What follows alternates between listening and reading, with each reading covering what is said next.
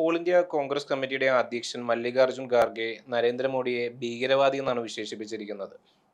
അതിനെതിരെ ഇപ്പോൾ തെരഞ്ഞെടുപ്പ് കമ്മീഷൻ നോട്ടീസും അയച്ചിട്ടുണ്ട്. അതിന് അവർ പറയുന്ന മറുപടി എന്ന് പറയുന്നത് തെരഞ്ഞെടുപ്പ് കമ്മീഷൻ എന്ന് പറയുന്നത് ബി.ജെ.പിയുടെ ബി ടീമാണ്. അത് പക്ഷപാതിത്വപരമായിട്ടാണ് പെരുമാറിക്കൊണ്ടിരിക്കുന്നത് എന്നാണ് പ്രതിപക്ഷം ആരോപിക്കുന്നത്. ഇതിൽ സത്യാവസ്ഥയുണ്ടോ? അതില് അദ്ദേഹം ഭീകരവാദി എന്ന് വിശേഷിപ്പിച്ചതില് കോൺഗ്രസിന്റെയും ഖാർഗെയുടെയും ഭാഗത്തു നിന്ന് നോക്കുമ്പോൾ, ഖാർഗെയുടെ ചിന്താഗതി വെച്ച് നോക്കുമ്പോൾ അത് സത്യമായിട്ട് തോന്നാം. കാരണം ഖാർഗെ നേതൃത്വം കൊടുക്കുന്ന ഇന്ത്യൻ നാഷണൽ കോൺഗ്രസ് അതിന്റെ ദൗത്യം അവസാനിപ്പിച്ച് കാലയവനികയ്ക്കുള്ളിൽ മറയാൻ പോവുകയാണ്. കോൺഗ്രസ് അവസാനിക്കാൻ പോവുകയാണ്. അപ്പോൾ കോൺഗ്രസിന്റെ അന്തകനായി രംഗത്ത് വന്ന നരേന്ദ്രമോദിയെ കാണുമ്പോൾ അദ്ദേഹത്തിന് ഒരു ഭീകരമായ ദൃശ്യമാണ് നരേന്ദ്രമോദി. അതുകൊണ്ട് അദ്ദേഹത്തിന്റെ ചിന്തയിൽ നരേന്ദ്രമോദി ഒരു വലിയ ഭീകരനാണ് എന്ന് തോന്നുന്നതിൽ തെറ്റൊന്നുമില്ല. ഇപ്പോ രാമനെ കാണുമ്പോൾ രാവണന് അദ്ദേഹം ഒരു ഭീകരമായ രൂപമാണ്. കാരണം രാവണനെ കൊല്ലാൻ വേണ്ടി വന്നിരിക്കുന്ന ആളാണല്ലോ രാമൻ. അപ്പൊ രാവണന്റെ സൈഡിൽ നിന്ന് നോക്കുമ്പോൾ രാമൻ ഒരു വലിയ ഭീകരനാണ് എന്ന് പറയുന്ന പോലെയാണ് ഈ ഖാർഗെയുടെ സൈഡിൽ നിന്ന് നോക്കുമ്പോൾ മോദി വലിയൊരു ഭീകരനാണ്. കാരണം ഖാർഗെ ഇല്ലാതാവും, അദ്ദേഹത്തിന്റെ പാർട്ടി ഇല്ലാതാവും. ഇത് ഓരോ ദിവസവും നമ്മൾ കണ്ടുകൊണ്ടിരിക്കുക. അപ്പോൾ ആ ഒരു അർത്ഥത്തിൽ ഖാർഗെ അങ്ങനെ പറഞ്ഞതിൽ തെറ്റൊന്നുമില്ല. അപ്പോൾ ഖാർഗെയുടെ ഒരു പാർട്ടി എന്ന് പറയുന്നത് ഏതാണ്ട് 1.25 നൂറ്റാണ്ട് കഴിഞ്ഞ് ഇപ്പോൾ അതിന്റെ ദൗത്യം നിർവഹിച്ച് അത് തീർന്ന് തകർന്നടിഞ്ഞ് മണ്ണടിഞ്ഞ് പോകാനുള്ള അവസ്ഥയാണ്. ഇതിനെ എങ്ങനെ രക്ഷിക്കാൻ നോക്കിയിട്ട് ഖാർഗെയ്ക്കും പറ്റുന്നില്ല. ഈ രാഹുൽ ഗാന്ധി, സോണിയാഗാന്ധി, പ്രിയങ്ക ഗാന്ധി എന്ന് പറയുന്ന അവരുടെ ഹൈക്കമാൻഡിന് പറ്റുന്നില്ല. അവരുടെ സംസ്ഥാന മുഖ്യമന്ത്രിമാർക്ക് സാധിക്കുന്നില്ല. പ്രാദേശിക നേതാക്കന്മാർക്ക് സാധിക്കുന്നില്ല. കോൺഗ്രസിന്റെ ഏതാണ്ട് 70% നേതാക്കന്മാര് ബി.ജെ.പിയിൽ ലയിച്ചു കഴിഞ്ഞു. ഇനിയിപ്പോൾ അവശേഷിക്കുന്നത് വളരെ ചെറിയ ഒരു സൈന്യമാണ്. അന്തിമ പോരാട്ടത്തില് നേർക്ക് നേരെ നിൽക്കുമ്പോൾ ഖാർഗെയ്ക്ക് അങ്ങനെ തോന്നുന്നതിൽ യാതൊരു തെറ്റും പറയാനില്ല. ഗുജറാത്ത് കലാപമൊക്കെ ആയിരിക്കുമോ അതിന്റെ കാരണമൊക്കെ കൊണ്ടായിരിക്കുമോ ഖാർഗെ ഇങ്ങനെ പറയാൻ പ്രേരിപ്പിച്ചത്? അല്ല, എല്ലാ കാര്യങ്ങളും അതായത് കോൺഗ്രസിനെ മുന്നോട്ട് പോകാൻ കഴിയാത്ത വിധം ഇന്ത്യയിലെ ഓരോ സംസ്ഥാനത്തും അതിശക്തമായ രീതിയിൽ പാർട്ടി കെട്ടിപ്പടുക്കുകയും ബി.ജെ.പി അധികാരത്തിൽ വന്ന സംസ്ഥാനങ്ങളിൽ കോൺഗ്രസിന് അവശേഷിക്കാൻ കഴിയാത്ത വിധം തുടച്ചു നീക്കപ്പെടുകയും ഒക്കെ ചെയ്ത സാഹചര്യം അത് അങ്ങേയറ്റം ഭീകരമാണ്. അതായത് കോൺഗ്രസ് പണ്ടൊക്കെ ഇന്ത്യ ഭരിക്കുന്ന പാർട്ടിയും ഇന്ത്യയിലെ എല്ലാ സംസ്ഥാനങ്ങളിലും മുഖ്യ പാർട്ടിയുമായിരുന്നു. ഓരോ സംസ്ഥാനത്ത് ചെന്നാലും ഇപ്പൊ ഉദാഹരണം കേരളം എടുത്താൽ പോലും മുഖ്യമായ പാർട്ടി കോൺഗ്രസിന്റെ മുന്നണിയിൽ ധാരാളം ഘടകകക്ഷികൾ. തമിഴ്നാട്ടിൽ ചെല്ലുമ്പോഴും അങ്ങനെയായിരുന്നു. പക്ഷെ ആ കാലം ബി.ജെ.പി വന്നതോടുകൂടി ക്ഷയിക്കാൻ തുടങ്ങി. കോൺഗ്രസ് മുഖ്യകക്ഷി എന്നുള്ളതിൽ നിന്ന് ഘടകകക്ഷിയായി മാറി. ഉദാഹരണം തമിഴ്നാട്ടിലേക്ക് നോക്കിയാൽ തമിഴ്നാട്ടിൽ ഇപ്പോൾ DMK മുന്നണിയാണെങ്കിലും AIADMK മുന്നണിയാണെങ്കിലും അതിൽ കോൺഗ്രസ് എന്ന് പറയുന്ന ഒരു ഘടകകക്ഷി മാത്രമാണ്. അത് നമ്മൾ ബംഗാൾ തെരഞ്ഞെടുപ്പ് നടക്കുന്നു, അവിടെ കോൺഗ്രസിന് ഒരു സീറ്റ് പോലും ഇല്ല. ഒരു ഘടകകക്ഷി ആകാൻ പോലും ആരും വിളിക്കുന്നില്ല. അവിടുത്തെ ഇടതുപക്ഷ മുന്നണിയിൽ ധാരാളം കക്ഷികളുണ്ട്, പക്ഷേ കോൺഗ്രസിനെ അവർ അടുപ്പിക്കുന്നില്ല. അങ്ങനെ നമ്മൾ മഹാരാഷ്ട്ര എടുത്തു നോക്കിയാലും എല്ലാ ഭാഗത്തും ഒരു കാലത്ത് കോൺഗ്രസ് അടക്കി വാണിരുന്ന പ്രദേശങ്ങളിലൊക്കെ ഇന്നിപ്പോൾ പ്രതിപക്ഷ നിരയിലെ ഒരു ഘടകകക്ഷി മാത്രമായി ചുരുങ്ങിപ്പോയിരിക്കുന്നു. UP നോക്കൂ, ബീഹാർ നോക്കൂ, മധ്യപ്രദേശ് നോക്കൂ, രാജസ്ഥാൻ നോക്കൂ, അല്ലെങ്കിൽ ഗുജറാത്ത് നോക്കൂ, ഇവിടെയൊക്കെ നോക്കുമ്പോൾ കോൺഗ്രസ് അപ്രസക്തമായി പോയി.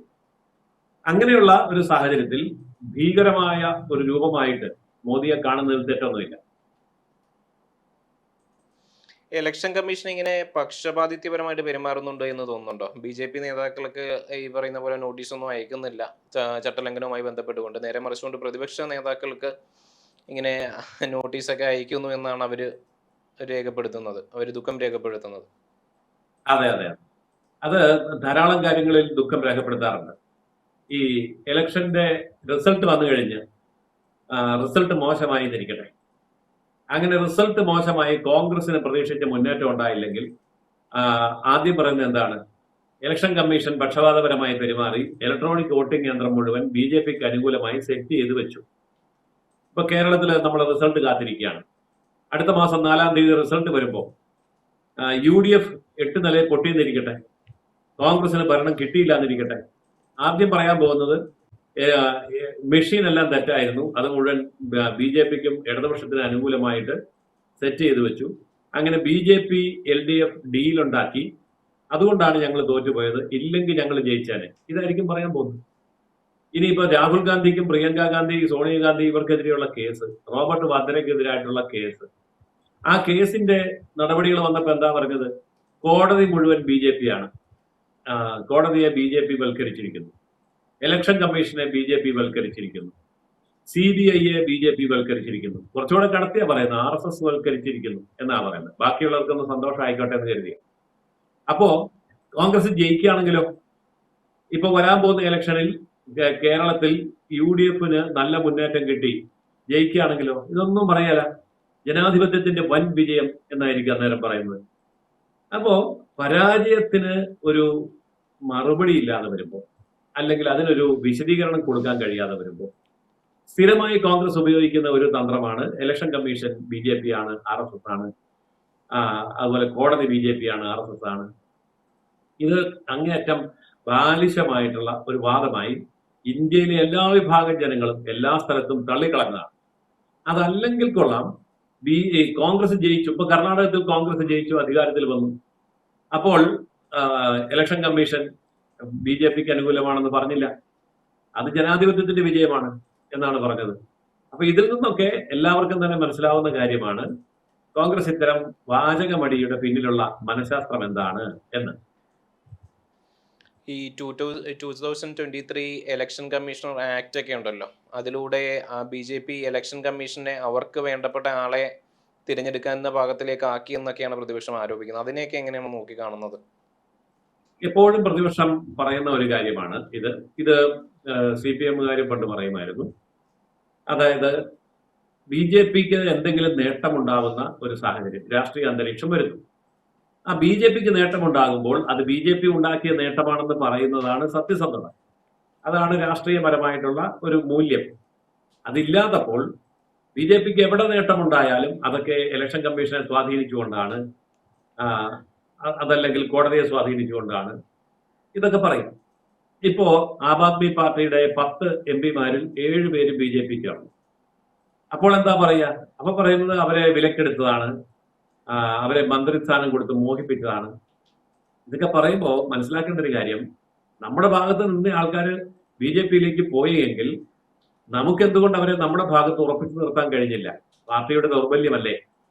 ഇപ്പൊ കേരളത്തിലാണെങ്കിലും പട്ടികജാതിയിൽപ്പെട്ട 3 കമ്മ്യൂണിസ്റ്റ് മുൻ MLA-മാരും നിലവിലുള്ള MLA-യും BJPയിൽ ചേരുന്നു, താമര ചിഹ്നത്തിൽ മത്സരിക്കുമ്പോൾ ഇത് തന്നെയല്ലേ പറയുന്നത്.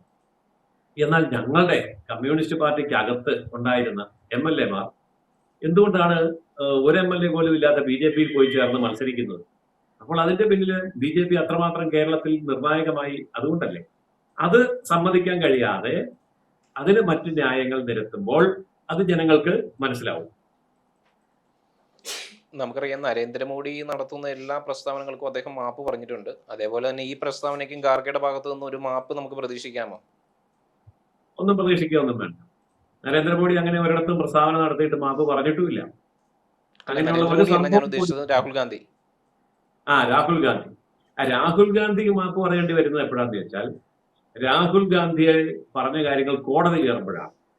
കോടതിയിലെത്തി കോടതി എടുത്തിട്ട് കുടഞ്ഞ് തെളിവ് സഹിതം മേലാൽ ഇങ്ങനെ മിണ്ടിപ്പോകരുത് എന്നൊക്കെ പറയുമ്പോൾ മാപ്പ് പറഞ്ഞില്ലെങ്കിൽ ജയിലിൽ ശിക്ഷ അനുഭവിക്കണം, ഇതിൽ ഏതാ വേണ്ടതെന്ന് കോടതി ചോദിക്കും. ഇപ്പൊ വീര സവർക്കറെ അങ്ങേയറ്റം ആക്ഷേപിച്ചുകൊണ്ട് അദ്ദേഹം സംസാരിച്ചപ്പോൾ കോടതിയിൽ കേസായി.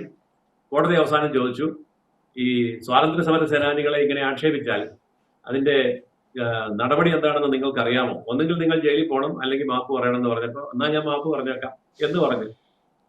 അതുപോലെ തന്നെ ഗാന്ധി വധത്തിന്റെ കാര്യത്തിലും കോടതിയിൽ എത്തിക്കഴിഞ്ഞപ്പോൾ മാപ്പ് പറയുന്നോ ജയിലിൽ പോകുന്നോ എന്ന് കോടതി ചോദിച്ചപ്പോൾ ജയിലിൽ പോകുന്നില്ല, ഞാൻ മാപ്പ് പറഞ്ഞോളാം എന്ന് പറഞ്ഞു. ഏതായാലും ആ ഒരു നിലവാരത്തിലേക്ക് ഖാർഗെ താഴ്ന്നിട്ടില്ല എന്നാണ് മനസ്സിലാക്കുന്നത്.